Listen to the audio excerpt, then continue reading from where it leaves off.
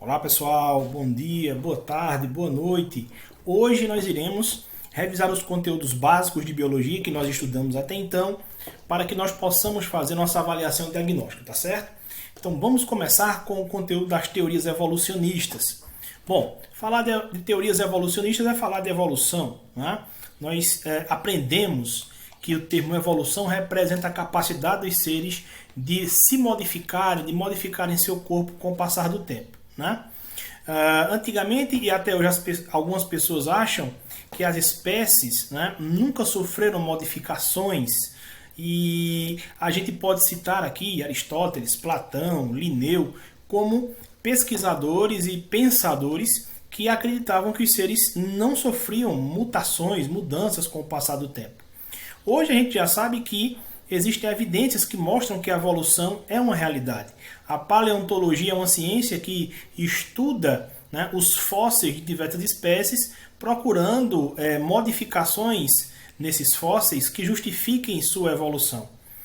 Bom, podemos também, né, na embriologia, que é o estudo dos embriões de diversos seres diferentes, observar que há uma certa semelhança entre os embriões dessas espécies, o que sustenta também a teoria da evolução, né? As teorias da evolução. Outra coisa que pode servir para que a gente possa gerar uma evidência evolutiva é a análise bioquímica, né, dos seres vivos. Nós percebemos que a quantidade de substâncias, como os aminoácidos presentes em diversas espécies, são praticamente, né, semelhantes, tá certo? E aí, dois tipos de teorias que precisam ser lembradas nesse estudo, né, de evolução são as teorias de Lamarck e Darwin, né? Já mostrei para vocês isso nas aulas. A primeira teoria de Lamarck, né, fala da lei do uso e desuso, né, e da herança dos caracteres adquiridos. Vamos lembrar dessa teoria chamada teoria lamarquista. Então, o que é que diz essa teoria? Vamos lembrar que ela adota a ideia de que o ambiente, o meio ambiente, forçaria os seres vivos a se modificarem, né? Ou seja, o ambiente tem o poder de modificar os hábitos dos seres vivos, já dependendo de alguma necessidade de sobrevivência, fazendo com que o uso ou a falta do uso, né, o desuso de algumas partes do corpo desses seres vivos pudesse gerar modificações com o passar do tempo, né? Então, basicamente, na teoria lamarquista, o ambiente tinha um papel secundário. Na realidade, ele não explicava o aumento da complexidade dos seres vivos, né? Os seres vivos ficam mais complexos com o passar do tempo. Eles sofrem alterações e ficam a cada dia mais aperfeiçoados com o passar do tempo. E no caso do lamarquismo, né, o ambiente ele não tinha um papel, vamos dizer assim, um papel definitivo, né, no aumento dessa complexidade dos seres vivos, tá? Os seres, se usassem uma parte do corpo muitas vezes para poder sobreviver, essa parte tinha de se expandir, né? Tinha de se desenvolver. Se eles não usassem uma parte do corpo para o processo de vida mesmo, nos seus hábitos de vida, essa parte que não estava sendo usada, com o passar do tempo, tinha tendência de desaparecer, tá certo? De atrofiar. Lembram, né, do caso do pescoço da girafa? Então, segundo a teoria de Lamarck, algumas girafas que tinham pescoço curto em determinada época, né, começaram a competir com as árvores para poderem se alimentar. Essas árvores cresciam ao ponto que as girafas não conseguiam mais alcançar essas folhas. Tá? E com o passar do tempo, esticando o pescoço para poder se alimentar, as girafas foram tendendo, né, a apresentar esse pescocinho mais longo aqui, tá certo? E essas características, né, como o pescoço longo, que eram adquiridas pelo ambiente, eram repassadas aos descendentes das girafas, tá certo? Basicamente é isso que a teoria lamarquista prega. Já a teoria darwinista fala da seleção natural, tá certo? O que é isso, professor?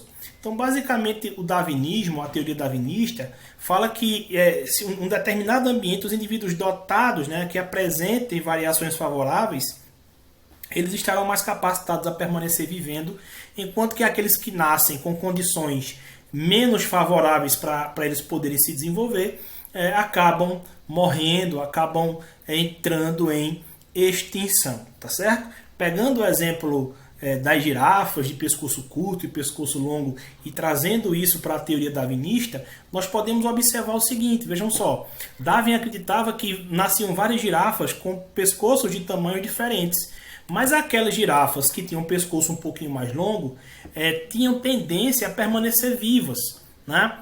Por quê? Porque as girafas de pescoço curto não conseguiam se alimentar bem e a tendência é que com o tempo elas entrassem em extinção. Enquanto as girafas de pescoço longo tinham tendência de continuar vivendo, né, porque conseguiam alcançar o seu alimento. Então vejam a diferença desse modelo de evolução para o modelo de Lamarck. Lamarck acreditava que se um ser vivo usasse muito uma parte do seu corpo, essa parte iria se desenvolver. Se não usasse, essa parte iria atrofiar. Darwin acreditava que nasciam vários seres com características distintas, mas o ambiente, o próprio meio ambiente, selecionava os seres que iriam continuar vivendo e os seres que não iriam continuar vivendo. Nesse exemplo que vocês estão percebendo aqui dessa tela, o ambiente está selecionando as girafas, aquelas que têm um pescoço mais longo, iriam conseguir se alimentar melhor. Então, as girafinhas de pescoço curto que não iriam conseguir se alimentar direito estavam fadadas a morrerem, estariam condenadas a se extinguir, né? Estariam condenadas à extinção.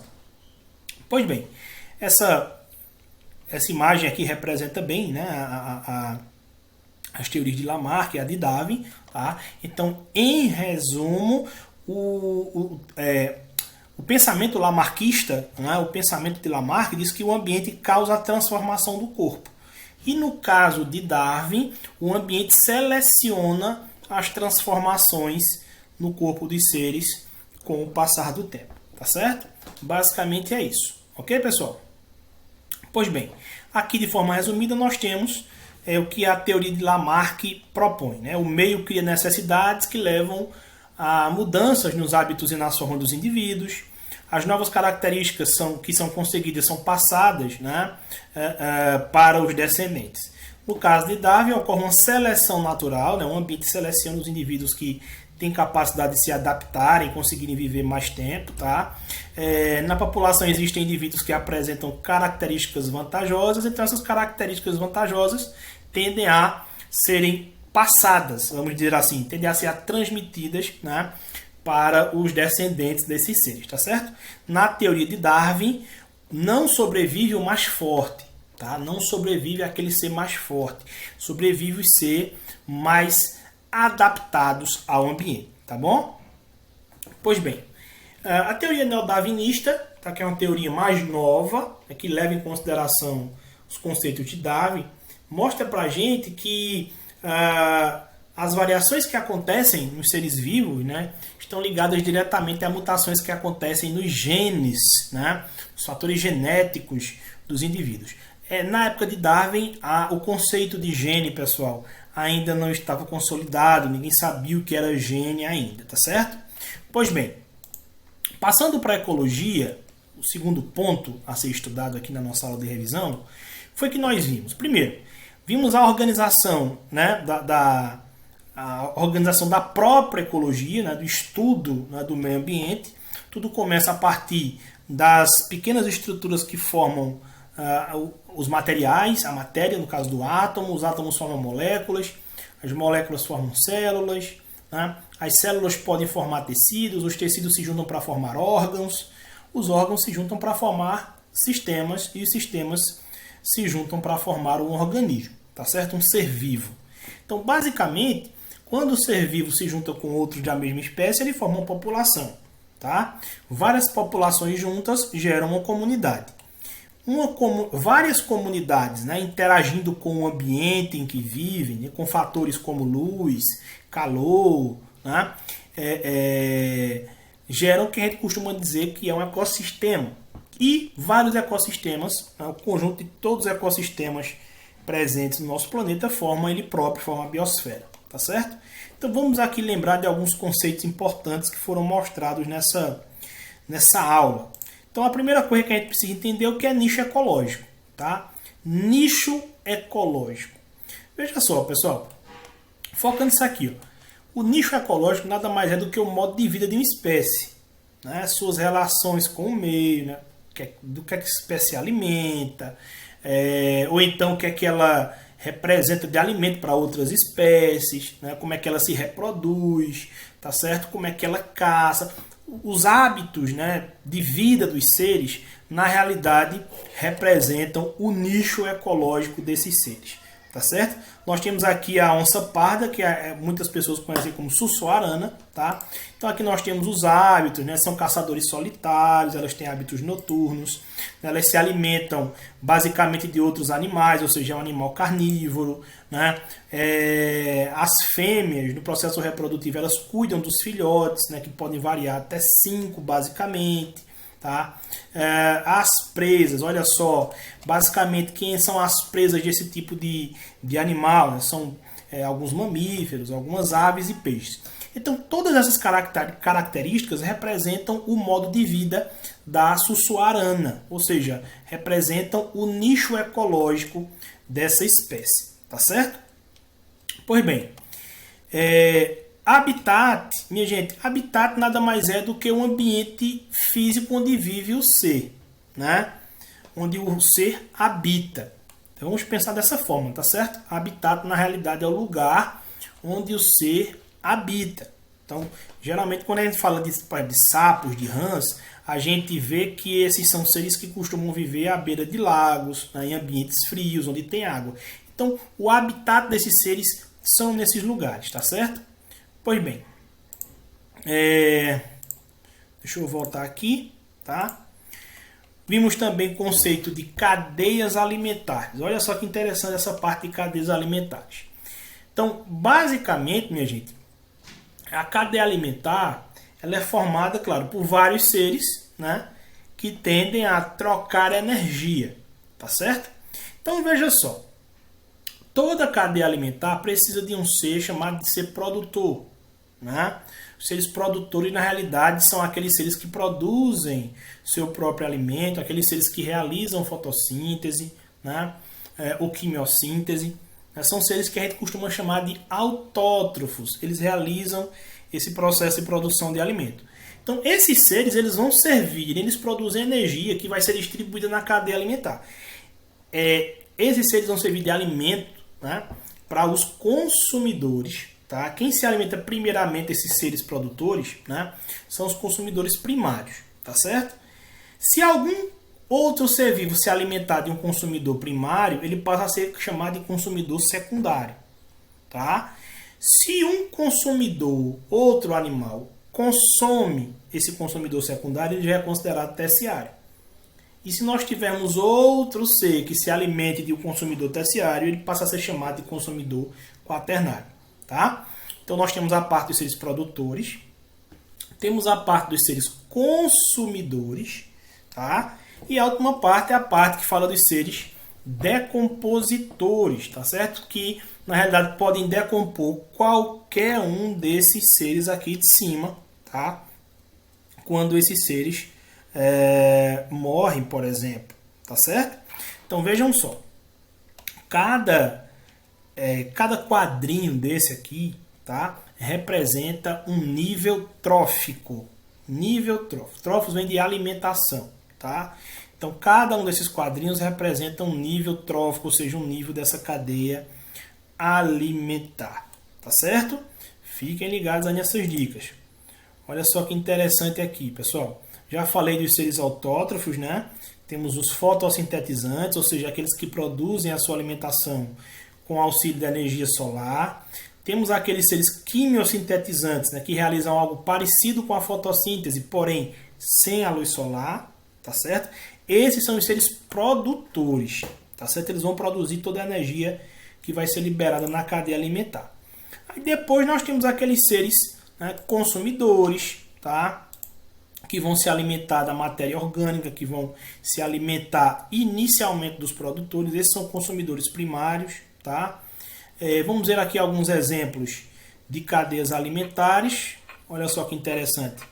Nós temos aqui, ó, as plantas. Essas plantas aqui são os seres produtores.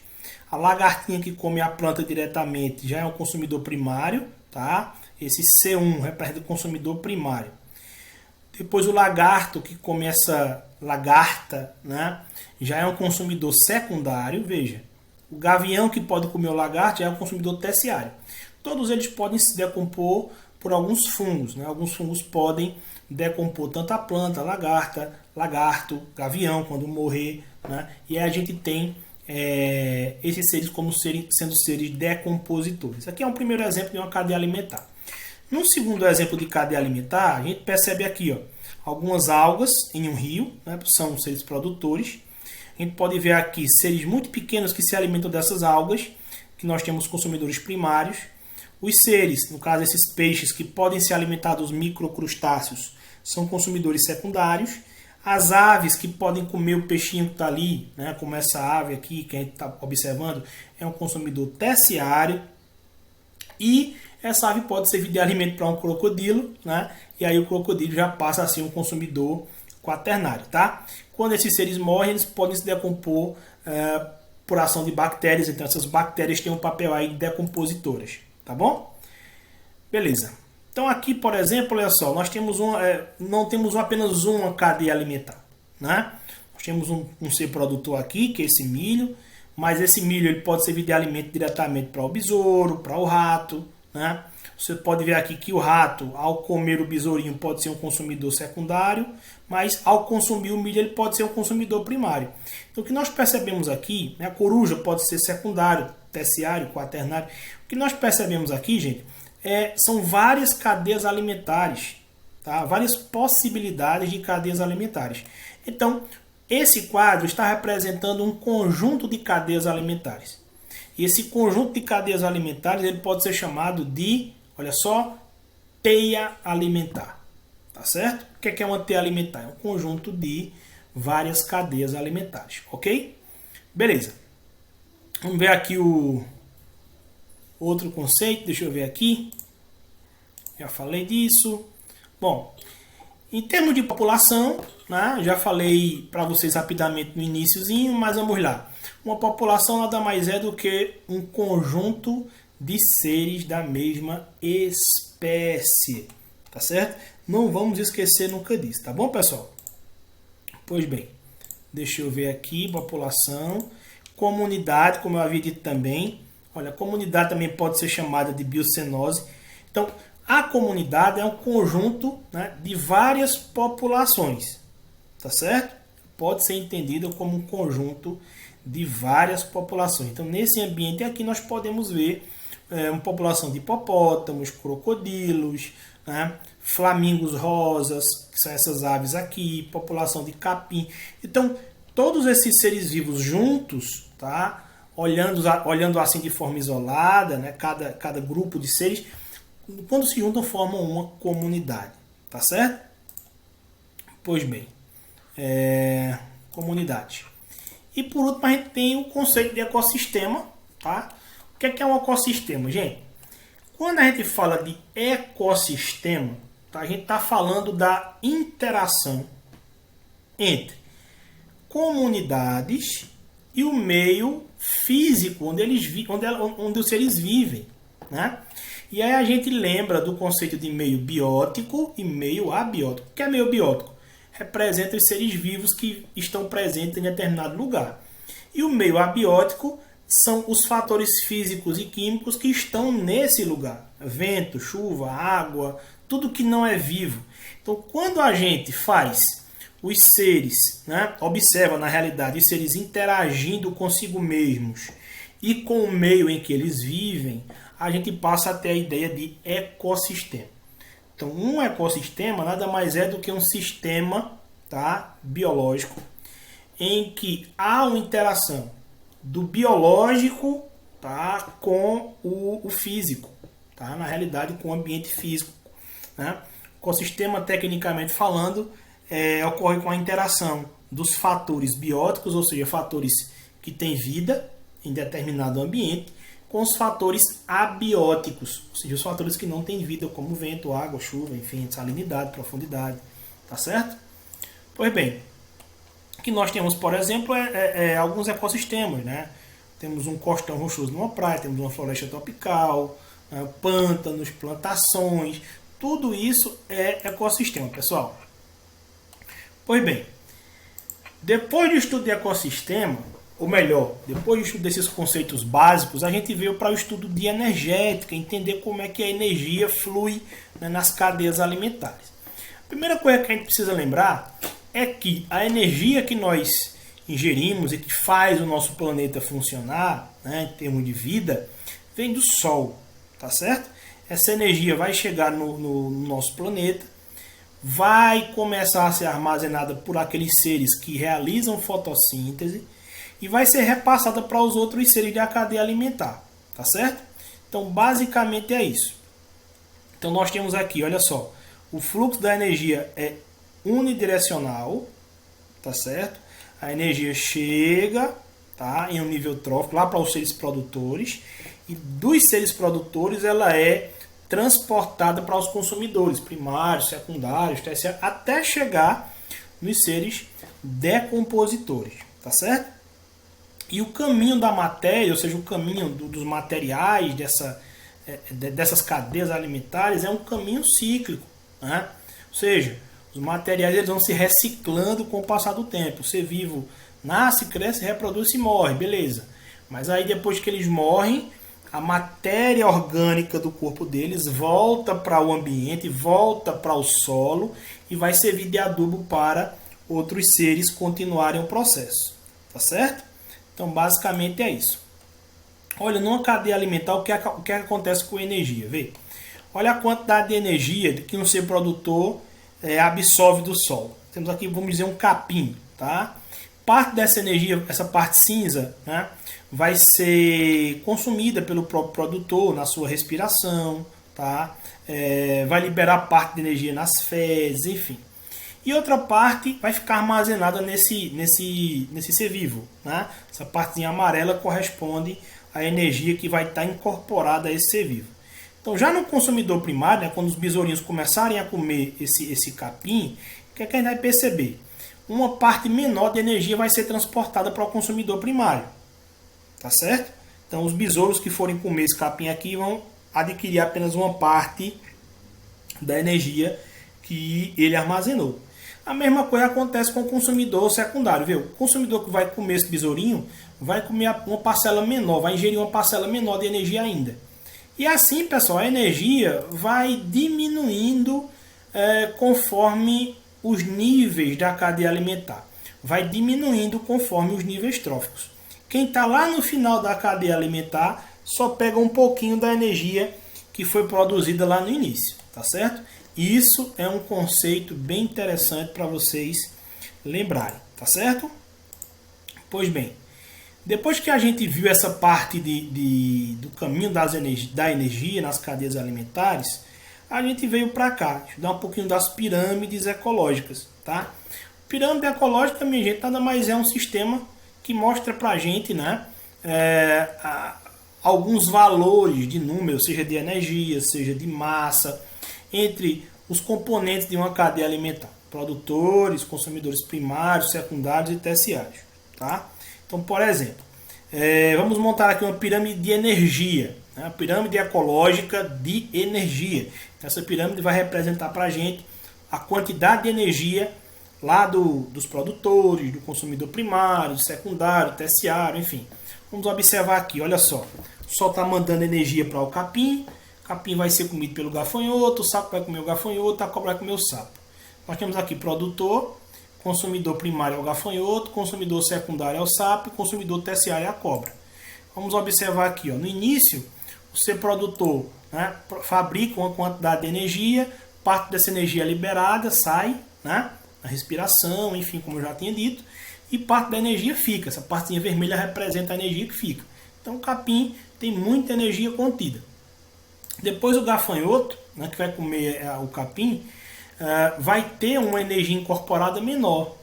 E aí depois o sapo, né, vai ter uma energia ainda menor, e por último a cobra, que vai consumir apenas uma energia bem pequenininha em relação àquela que o capim produziu, tá certo? Então por isso chama-se pirâmide, né? Porque forma uma pirâmide aqui essa nossa relação, tá? Numa pirâmide de números, nós podemos ver a quantidade de seres, né, presentes aí em determinadas cadeias alimentares. Observe que essa pirâmide aqui, né, apresenta muitas plantas, 4.000 plantas que vão servir de alimento para 50 lebres, tá? 50 coelhinhos aí do mato, né, 50 lebres. E esses 50 lebres vão servir de alimento para 8 corujas. Então veja a relação que existe aqui. Nessa cadeia alimentar, 4.000 plantas vão sustentar diretamente 50 lebres, porque as lebres vão comer essas plantas. Mas as 4.000 plantas sustentam aí indiretamente 8 corujas. Tá vendo? Indiretamente vão sustentar as 8 corujas, tá? Nós podemos também ter uma pirâmide de números invertida, tá? Ou deformada, como a gente costuma chamar. Por exemplo, esse desenho aqui representa aqui uma árvore para sustentar 10 macacos, para servir, né, de abrigo e alimento para 10 macacos, produzir frutas para poder alimentar 10 macacos, e 10 macacos vão servir para alimentar 8.000 carrapatos. Então nós temos nas pirâmides de números, tá, uma pirâmide de número comum, essa que vai diminuindo conforme a gente vai subindo, e temos a pirâmide invertida que começa pequenininha e termina grande, tá certo?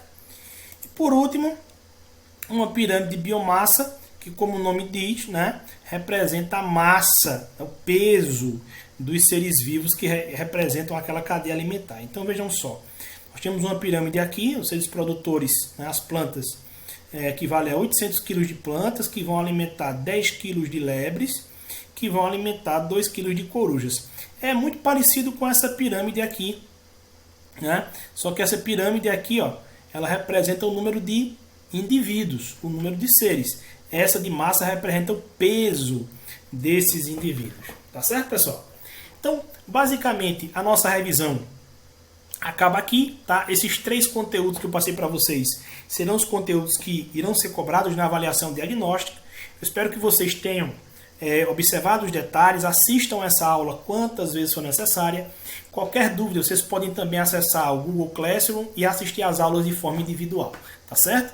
No mais, um grande abraço e até a próxima aula.